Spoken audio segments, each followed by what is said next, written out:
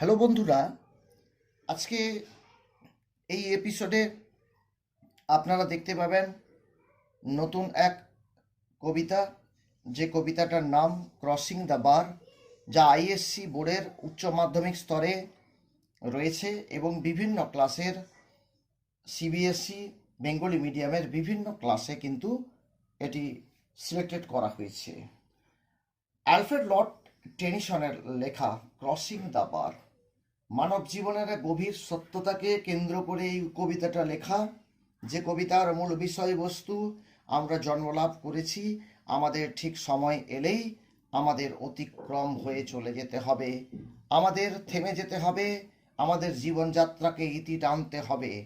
যেখানে আমাদের super soul, যিনি অলমাইটি, অমনিপোটেন্স, অমনিসিয়ান্ট, তিনি অপেক্ষা করে দাঁড়িয়ে আছেন জাহাজের প্রধান নাবিক হিসেবে, আমাদের জন্য ওয়েট করছেন।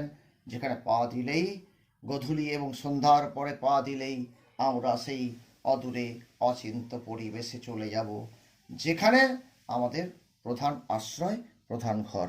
তো সেখানে আজকের এই কবিতা ক্রসিং দ্য বার, এই কবিতার মূল বিষয়বস্তু এবং বাংলা মিনিং সহ দেখানো হচ্ছে।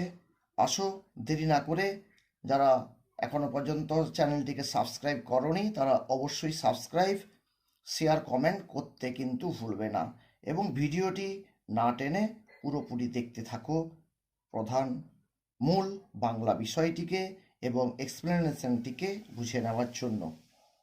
Crossing the bar, Lord Tennyson.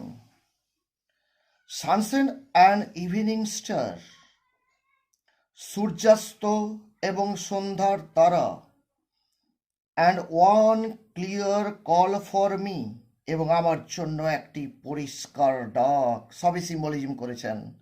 And may there be no morning of the war when I put out the sea, এবং দণ্ডের মতো হাহাকার যেন না হোক, মর্নিং মানে কান্না, হাহাকার যেন না হোক যখন আমি সমুদ্রে রওনা হব।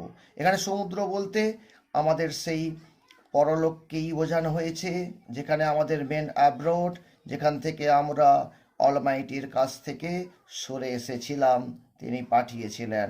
আমাদের এই মর্তের ভূমিকা শেষ হলো, আমাদের ডাকে যেতেই হবে।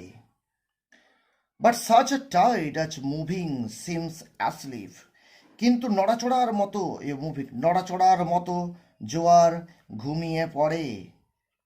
Two full of sound and foam, যা কিনা শব্দ এবং ফেনার জন্য খুব পূর্ণ। ফোম মানে ফেনা। When that which drew out the boundless deep, যখন যা সীমাহীন গভীর, বাউন্ডলেস ডিপ মানে সীমাহীন গভীর থেকে উঠে আসে। টার্নস এগেন হোম, আবার পুনরায় সেই বাড়ি ফিরে যায়। 3rd number stanza. Twilight and evening bell, গোধূলি এবং সন্ধ্যার ঘণ্টা।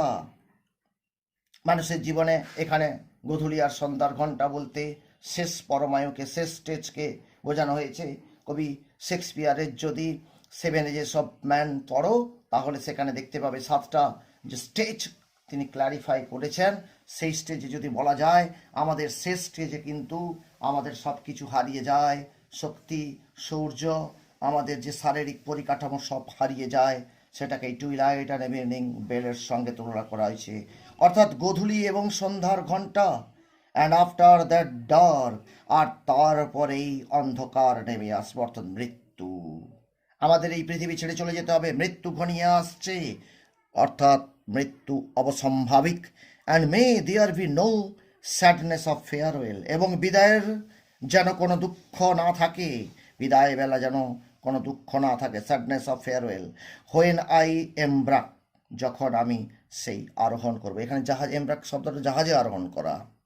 4th stanza. For though from out our bourne of time and place, আমাদের সময় এবং স্থানের বাহিরে থেকে, the flood may bear me far, বন্যা আমাকে অনেক দূরে নিয়ে যেতে পারে।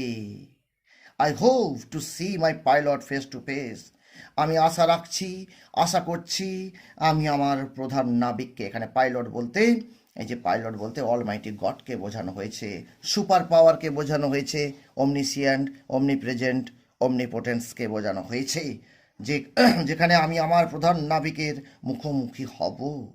when I have crossed the bar, যখন আমি আমার এই সীমা, যখন আমি এই পৃথিবীর মায়া ত্যাগ করব কিংবা সমুদ্র তট সমুদ্র চরটি অতিক্রম করব। So thank you.